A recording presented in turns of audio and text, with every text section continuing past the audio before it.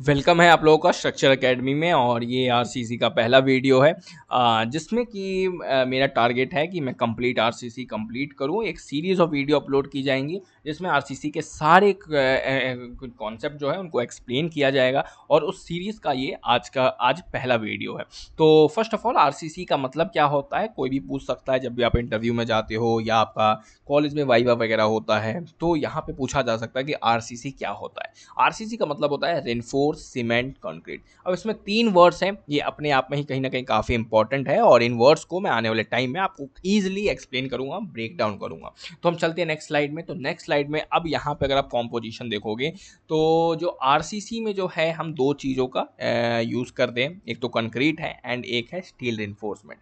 अब जनरली अगर हम देखें कि जो कंक्रीट जो है ना, कंक्रीट की जो एक काफ़ी अच्छी प्रॉपर्टी है वो क्या है कि वो कंप्रेशन जो है वो काफ़ी ईजिली ले लेता है, कंप्रेशन को काफ़ी अच्छे तरीके से होल्ड कर लेता है, ठीक है, सह लेता है। लेकिन जब टेंशन की बारी आती है, जब खिंचाव की बारी आती है तो कंक्रीट ब्रेक हो जाता है। तो कंक्रीट की जो कंप्रेशन की प्रॉपर्टीज तो काफ़ी अच्छी है लेकिन टेंशन की प्रॉपर्टी काफ़ी बेकार है, टेंशन वो ले नहीं पाता है। तो इसके लिए हम क्या करते हैं, उसमें स्टील डालते हैं। अब स्टील की क्या है कि स्टील जो है टेंशन को ईजिली बेयर कर लेता है, सह लेता है। तो कहीं ना कहीं हमारा जो स्ट्रक्चर है वो दोनों के लिए रेडी रहता है। कंक्रीट मतलब कि कंप्रेशन भी ले सकता है एंड टेंशन भी ले सकता है और वो कहीं ना कहीं स्ट्रेंथ प्रोवाइड कर देता है। तो ये इसलिए हम जो है मतलब कि अपने कंक्रीट में स्टील को इन्वॉल्व करते हैं। एंड जब हम अपने कंक्रीट में स्टील का इन्वॉल्वमेंट करते हैं तो उस मतलब कि उस चीज़ को हम आरसीसी कहते हैं। अगर आप यहाँ पे पीछे जाओगे तो आरसीसी में अगर आप देखोगे यहाँ पे दो वर्ड काफ़ी इंपॉर्टेंट है। आर मतलब रेनफोर्स, रेनफोर्स मतलब क्या हुआ, सरिया डालना, स्टील डालना, ठीक है। लोकल लैंग्वेज में हम सरिया कहते हैं, ठीक है। जब आप कॉर्पोरेट्स में काम करोगे, कंपनियों में काम करोगे तो वहाँ पे रीबार कहा जाता है जनरली। तो रीइंफोर्समेंट का अगर सिंपल लैंग्वेज में देखें तो सरिया, ठीक है, स्टील अगर हम कहें। एंड कंक्रीट आप लोग को पता ही है कि कंक्रीट क्या होता है। तो जब हम कंक्रीट में स्टील डाल देते हैं तो वो आरसीसी बन जाता है। तो ये आरसीसी की डेफिनेशन है जो कि आप लोग मतलब कि अगर कोई पूछता है तो आप बता सकते हो कि क्या होता है, कंक्रीट का क्या प्रॉपर्टी है, फिर स्टील की क्या प्रॉपर्टी है और क्यों हम यूज़ करते हैं। तो ये कहीं ना कहीं काफ़ी इंपॉर्टेंट क्वेश्चन है जो कि कहीं ना कहीं कई बार पूछा जा सकता है आप लोगों से। तो अगला चलते हैं आगे अगले साइड पे। तो यहाँ पे अब आरसीसी हमने पढ़ा, एक ऐसे ही एक और होता है पीसीसी। पीसीसी का मतलब क्या होता है, प्लेन सीमेंट कंक्रीट। मतलब क्या है, इसमें सिर्फ कंक्रीट रहता है एंड यहाँ पे हम स्टील का यूज़ नहीं करते हैं। और क्योंकि हम स्टील का यूज़ नहीं करते हैं इसलिए हम इसे क्या कहते हैं, पीसीसी कहते हैं, प्लेन सीमेंट कंक्रीट कहते हैं। तो ये पीसीसी है। यहाँ पे आप देख सकते हो stands for plane cement concrete without reinforcement. हम कोई भी स्टील नहीं डालते हैं यहाँ पे।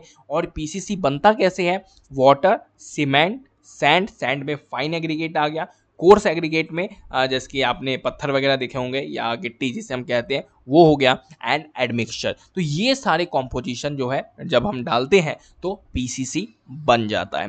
तो दो इंपॉर्टेंट कॉन्सेप्ट अभी डिस्कस किए मैंने, पीसीसी एंड आरसीसी। इनको आपको मतलब कि अच्छे से जहन में बिठा लेना चाहिए कि ताकि कोई भी पूछे तो आपको मतलब कि आप उसका ईजिली आंसर दे पाओ। इस चीज़ का आप लोग जरूर ध्यान में रखें। तो आगे हम चलते हैं। अब एक और चीज़ है जो कि है सीमेंट मोटार। अब ये मोटार क्या होता है, तो मोटार जो है जनरली जो है ब्रिक वर्क में यूज़ करते हैं हम इसे। एंड यहाँ पे कोर्स एग्रीगेट जो है हम उनका यूज़ नहीं करते हैं। तो यहाँ पे पढ़ सकते हो इसका कॉम्पोजिशन क्या है, cement plus stand plus water, ठीक है। नॉट यूज इन आरसीसी, हम आरसीसी में सीमेंट मोटार यूज़ नहीं करते हैं। और हम कहाँ यूज़ करते हैं, ब्रिक वर्क में यूज़ करते हैं इसे। ब्रिक वर्क का जब भी काम होता है तो सीमेंट मोटार का यूज़ किया जाता है। एंड यहाँ पे कोई भी कोर्स एग्रीगेट भी यूज़ नहीं किया जाता है। तो जिसमें कोर्स एग्रीगेट का यूज़ नहीं होता है उसे हम मोटार कहते हैं। जिसमें हम कोर्स एग्रीगेट का यूज़ करते हैं, फाइन एग्रीगेट का यूज़ करते हैं, सीमेंट का यूज़ करते हैं, सैंड का यूज़ करते हैं, एडमिक्सचर का यूज़ करते हैं, तो उसे कहीं ना कहीं हम कंक्रीट कहते हैं। एंड जब उसमें हम स्टील डाल देते हैं तो उसे हम आरसीसी कहते हैं, रेनफोर्स सीमेंट कंक्रीट कहते हैं। तो ये तीन कॉन्सेप्ट जो है ये कहीं ना कहीं काफ़ी इंपॉर्टेंट है, जो कि आप लोग को जरूर ध्यान में रखना चाहिए। तो अब हम चलते हैं आगे। तो यहाँ पे मैंने फिर से दोबारा याद दिलाने के लिए लिख दिया है कि पीसीसी मतलब विदाउट स्टील एंड आरसीसी मतलब विद स्टील। ठीक है, कंक्रीट है विदाउट स्टील, कंक्रीट है विद स्टील। Next slide. तो यहाँ पे अब जो वाटर, कौन सा वाटर होना चाहिए जो हम कंस्ट्रक्शन में यूज़ कर रहे हैं, IS 456 क्या कहता है?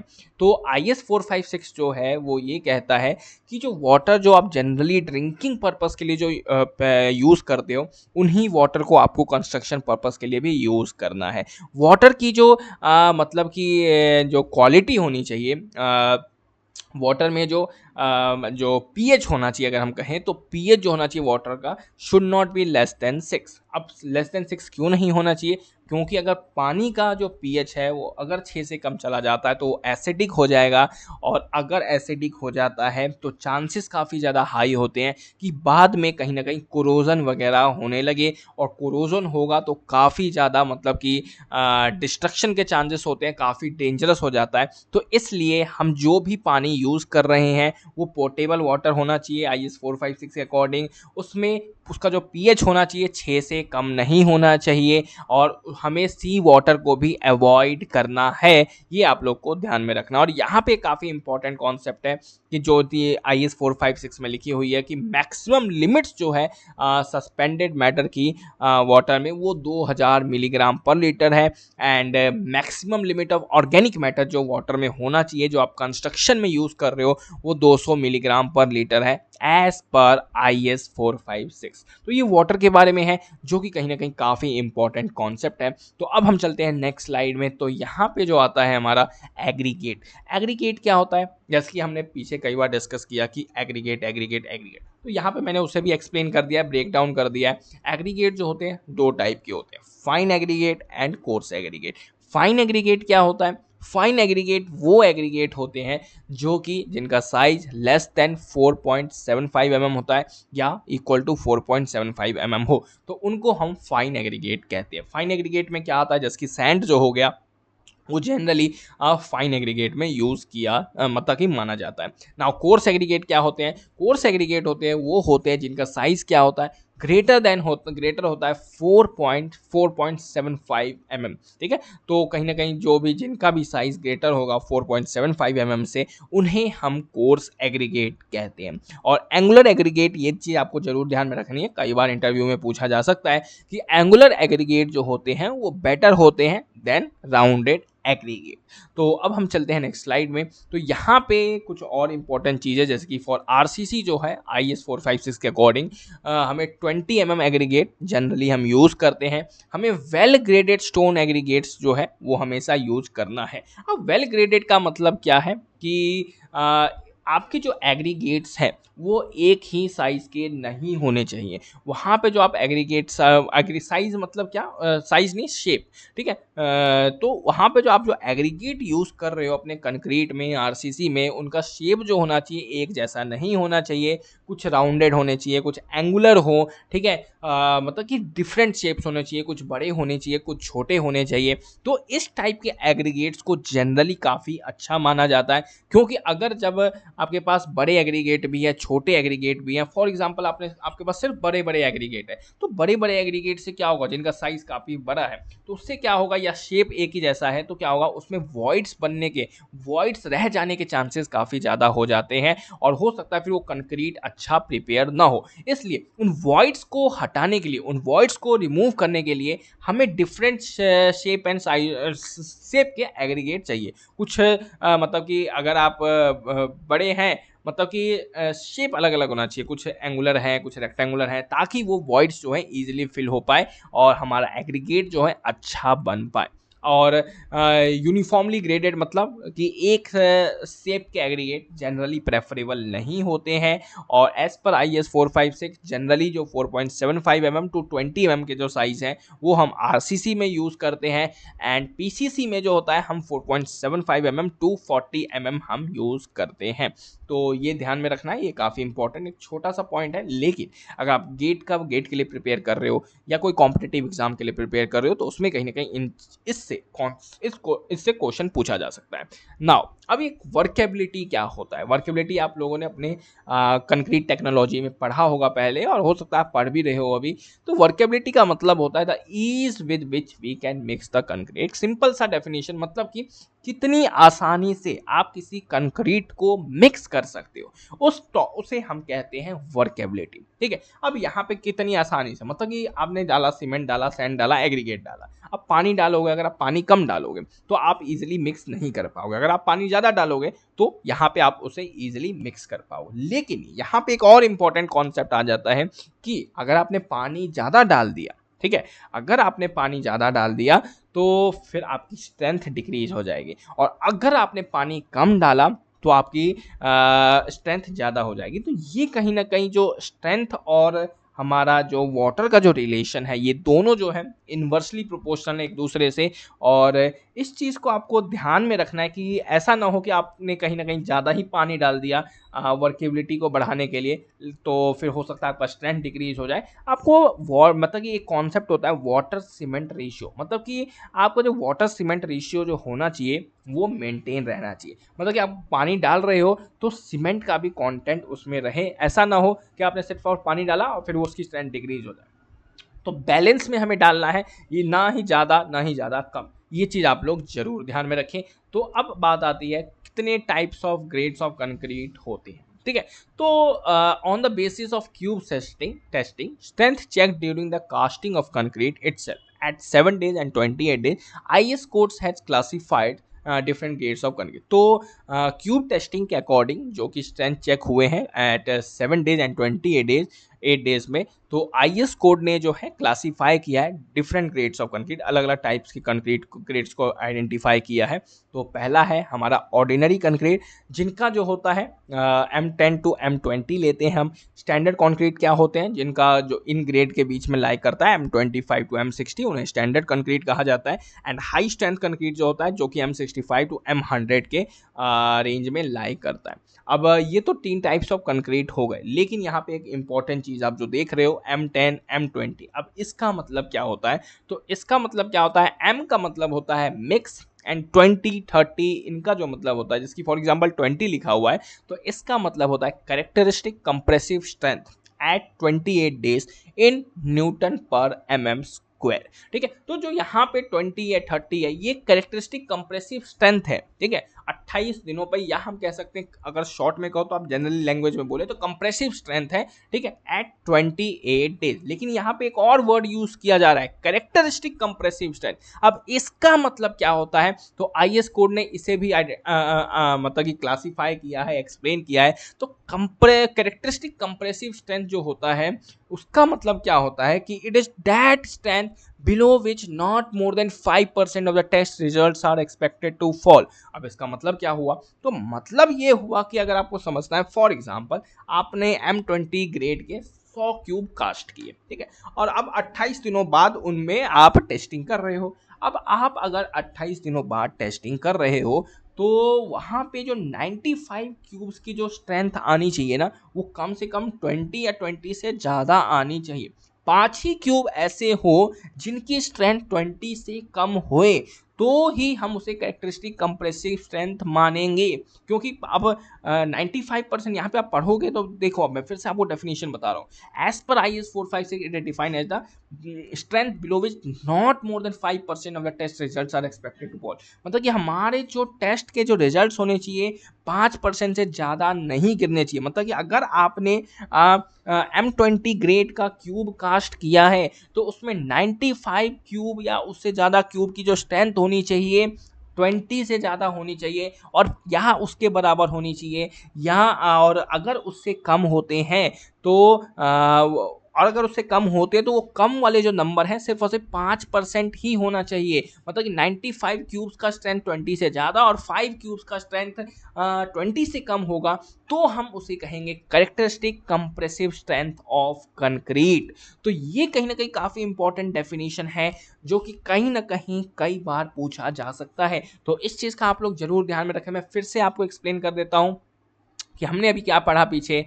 तो यहाँ पे first one second, yes, M20, M stands for mix and 20 stands for characteristic compressive strength. अगर सिंपल कहें तो 20 का मतलब होता है कंप्रेसिव स्ट्रेंथ है 28 डेज, लेकिन यहाँ पे एक छोटा सा वर्ड और यूज किया जा रहा है कैरेक्टरिस्टिक। अब कैरेक्टरिस्टिक जो है अपने आप में ही काफ़ी इंपॉर्टेंट वर्ड है। वो क्या है उसको मैंने एक्सप्लेन किया आपको कि ये वो स्ट्रेंथ है जिसमें माना जाता है कि अगर आप टेस्टिंग कर रहे हो क्यूब्स की, 100 क्यूब्स की फॉर एग्जांपल अगर आप टेस्टिंग कर रहे हो तो वहाँ पे 5 क्यूब्स की ही आपकी जो स्ट्रेंथ होनी चाहिए उसके फॉर एग्जांपल 20 M20 का टेस्ट करो तो 20 से 5 क्यूब्स की ही स्ट्रेंथ नीचे जानी चाहिए फॉर एग्जांपल। ठीक है, अगर मैं एक्सप्लेन करूं तो जैसे कि M20 क्यूब ले लिया आपने तो आई होप आपको समझ आ गया होगा। मैं फिर से एक्सप्लेन कर रहा हूं या आप फर्दर आगे बढ़ जाओ, कोई दिक्कत नहीं है, लेकिन मैं जिन्हें समझ नहीं आया उनके लिए कर रहा हूं। तो M20 है तो 20 क्यूब्स आपने 100 क्यूब्स कास्ट किए। अब नाउ 95 क्यूब्स वो मिल गए आपको कि उनकी स्ट्रेंथ जो है 20 से ज़्यादा है एंड 20 के बराबर है, लेकिन 5 क्यूब्स वो मिले जो कि उनकी स्ट्रेंथ 20 से कम है, तो वो जो है हम उसे कैरेक्टरिस्टिक कंप्रेसिव स्ट्रेंथ मान लेंगे। लेकिन अगर ऐसा हो जाता है कि वहाँ पे 5 की जगह 7-8 क्यूब की स्ट्रेंथ जो है वो हमारी कम जाने लगे, मतलब कि 20 से कम जाने लगी, तो उस केस में हम कैरेक्टरिस्टिक कंप्रेसिव स्ट्रेंथ नहीं मानेंगे। तो ये एक छोटा सा कॉन्सेप्ट है जो कि कहीं ना कहीं काफ़ी इंपॉर्टेंट है, जो कि आप लोग को ध्यान में रखना है। नाउ अगला जो है डिज़ाइन मिक्स है। डिज़ाइन मिक्स जो होते हैं दो टाइप के होते हैं। पहला क्या होता है नॉमिनल मिक्स होता है एंड दूसरा क्या होता है डिज़ाइन मिक्स होता है। ठीक है, अब यहाँ पे नॉमिनल मिक्स या सॉरी यहाँ पे डिज़ाइन नहीं लिख सकते, यहाँ पे मिक्स लिख सकते हैं। ठीक है, मिक्स जो है दो टाइप के हैं, nominal mix and design mix. Nominal mix क्या है? तो नॉमिनल मिक्स तो इसको हम सिंपल लैंग्वेज समझते हैं, फिर हम जाएंगे डिटेल में अंदर घुसेंगे। तो जैसे कि आपने लोकल कंस्ट्रक्शन में देखा ही होगा कि कई बार क्या होता है, मतलब कई बार क्या हर बार ही होता है ऐसा कि वो अपनी मर्जी से जितना अपने एक्सपीरियंस के अकॉर्डिंग अपना मतलब कि डाल देते हैं, सीमेंट डाल देते हैं, सैंड डाल देते हैं, एग्रीगेट डाल देते हैं और फिर कंक्रीट बना डालते हैं। ठीक है, लोकल जो लेबर्स वगैरह होते हैं, लोकल मिस्त्रीज जो होते हैं, जो आपके आसपास घर का काम करते होंगे तो आपने देखा होगा, तो वो जो उस टाइप के मिक्स को जो है नॉमिनल मिक्स कहा जाता है। ठीक है, तो अपने एक्सपीरियंस के अकॉर्डिंग वहाँ पे ना ही कोई टेस्टिंग होती है, आज तक नहीं देखी होगी आपने कि वहाँ पे कोई टेस्टिंग हो रही हो, ना ही टेस्टिंग होती है, और ऐसा मान लिया जाता है कि जो कंक्रीट जो है अपने डिजायर स्ट्रेंथ को अचीव कर लेगा। तो इस टाइप की हम कंक्रीट मिक्स को जो है नॉमिनल मिक्स कहते हैं। तो अब यहाँ पे पढ़ते हैं क्या होता है for concrete less than M20 grade. ठीक है, और M20 ग्रेड से लेस देन के लिए, कम्स के लिए हम नॉमिनल मिक्स करते हैं। ठीक है, फिक्स्ड यहाँ पे प्रोपोर्शन क्या होता है, फिक्स रहता है 1:2:4 फॉर एग्जाम्पल। ठीक है, तो M20 जिसकी M5 का है, M7.5 है जिसका 1:7.5 कुछ ऐसा होगा जहाँ तक मुझे अभी, जिसकी M5 का 1:5:10 होता है। तो ये ग्रेड्स जो होते हैं, प्रोपोर्शन जो होते हैं, ये फिक्स रहते हैं। और यहाँ पे हम वॉल्यूमेट्रिक बैचिंग यूज़ करते हैं। वॉल्यूमेट्रिक बैचिंग का मतलब क्या होता है, देखा होगा आपने कि जनरली जो लेबर्स लोग होते हैं वो मतलब कि एक कटोरा जैसा आप मान सकते हो, उसमें क्या होता है, उसमें अंदाजे से कंक्रीट हम उसमें डाल देते हैं, कंक्रीट बोल रहा हूँ, कोर्स एग्रीगेट फॉर एग्जांपल डाल दिया और उसको फिर डंप कर देते हैं। जैसे कि मैं आपको एग्जांपल दिखाना चाहता हूँ गूगल से।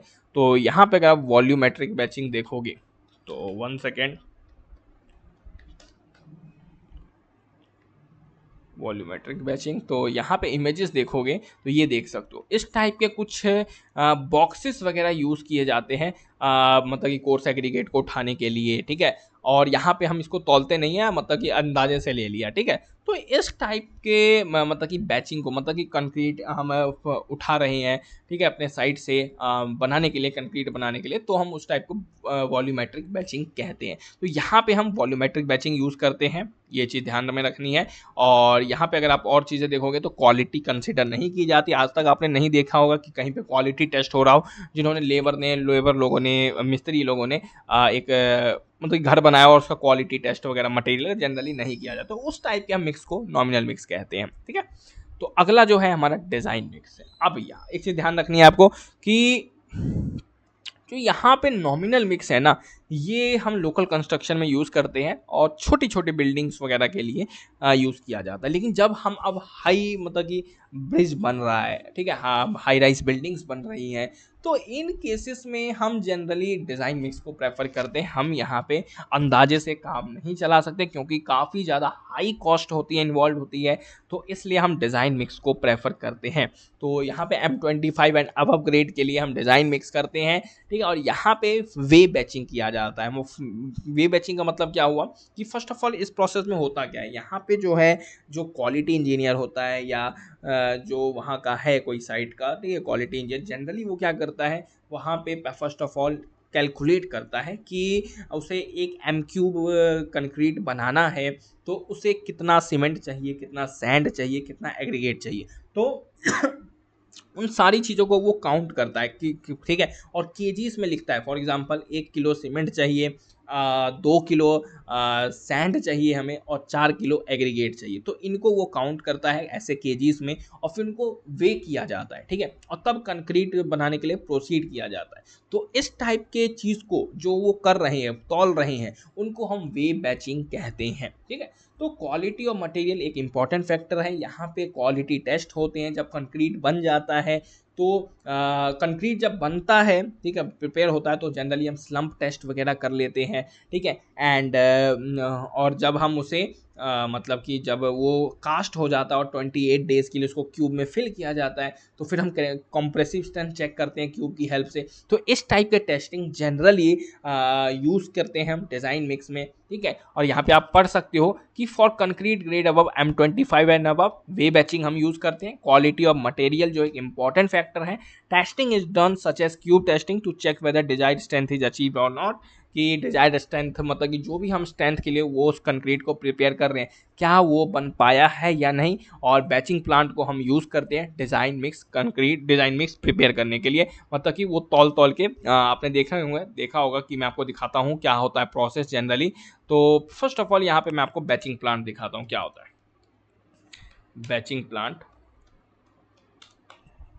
तो बैचिंग प्लांट आप देख सकते हो कुछ इस टाइप का, आपने देखा होगा, आप जाके देख सकते हो जहाँ पे भी ब्रिज वगैरह बन रहा है ना, तो वहाँ पे इस टाइप के कुछ ना कुछ प्लांट सेटअप किए जाते हैं, ठीक है। इसमें जो होता है यहाँ पे आप देख सकते हो कि डब्बा सा बना हुआ है, ठीक है। यहाँ पे टेक्नीशियन रहता है जो कि जिनका काम यही होता है जनरली कि वो कंप्यूटर्स के थ्रू डालते हैं कि 1 किलो सीमेंट चाहिए, 2 किलो सैंड चाहिए, मैं एग्जाम्पल दे रहा हूँ, 4 किलो एग्रीगेट चाहिए। तो वहाँ पे टेक्नीशियन डालता है, फिर वो सब कुछ मिक्स होता है एक साथ, फिर उसमें पानी डलता है। तो ये मिक्स होते होते पानी डलते डलते फिर उसको क्या किया जाता है, ट्रांसपोर्ट किया जाता है। अब ट्रांसपोर्टेशन के लिए हम क्या यूज़ करते हैं यहाँ पे, तो यहाँ पे जब आप ट्रांसपोर्टेशन के लिए जाते हो तो और ये जो प्लांट लगा हुआ है इसी को हम क्या कहते हैं, बैचिंग प्लांट कहते हैं, ठीक है। ये चीज़ ध्यान में रखनी है आपको। तो यहाँ पे ट्रांसपोर्टेशन के लिए जो हम यूज़ करते हैं, मैं आपको दिखाना चाहता हूँ, ट्रांसपोर्टेशन या ट्रांजिट मिक्सचर, ठीक है। जो ट्रांसपोर्टेशन के लिए जो इंडिया में जनरली यूज़ किया जाता है वो होता है ट्रांजिट मिक्सचर। अब इस टाइप के ट्रक्स आपने देखे ही होंगे, ठीक है। इस टाइप के ट्रक्स को जनरली यूज़ किया जाता है ट्रांसपोर्टेशन के लिए। इसमें कंक्रीट को फिल कर दिया जाता है एंड ये धीरे धीरे रोटेट रहता है, रोटेट करता रहता है कि वो जो है मतलब कि उसमें क्या हो, मतलब कि वो जमे ना, ठीक है, फ्लोएबल हो, वर्केबिलिटी मेंटेन रहे, तो इसलिए ये धीरे धीरे घूमता रहता है सेग्रीगेशन वगैरह अवॉइड करने के लिए। तो ये जनरली डिज़ाइन मिक्स के कुछ इंपॉर्टेंट इक्विपमेंट कह सकते हो कि जो कि यूज़ किया जाता है। और जनरली जब भी high rise buildings and apartments वगैरह बन रहे हो जिसमें 20-20 तल्ले की बिल्डिंग बन रही हो, 25 तल्ले की बिल्डिंग बन रही हो, स्टोरीज की बिल्डिंग बन रही हो, ब्रिज का कोई काम चल रहा हो या हाईवे का काम चल रहा हो, तो इस टाइप के मतलब कि हम इक्विपमेंट्स का यूज़ करते हैं और वहाँ पे डिज़ाइन मिक्स ही यूज़ किया जाता है। तो ये एक इंपॉर्टेंट कॉन्सेप्ट था, आज कुछ छोटे मोटे कॉन्सेप्ट थे जो कि मैंने आप लोगों के साथ शेयर किया है और आई होप आप लोग को काफ़ी अच्छा लगा होगा। अगर कोई भी डाउट है तो मेरे से कांटेक्ट कर सकते हैं, लिंक्डइन पे मुझे फॉलो कर सकते हैं आयुष आर्या के नाम से, वहाँ पे जाके सर्च करें, मैं इजीली आपको मिल जाऊँगा। और वहाँ पे कोई भी क्वेश्चन है तो मुझे आप डीएम कर सकते हैं, मैं आपकी हेल्प करने के लिए हमेशा रेडी हूँ। Till then bye, thank you for watching this video.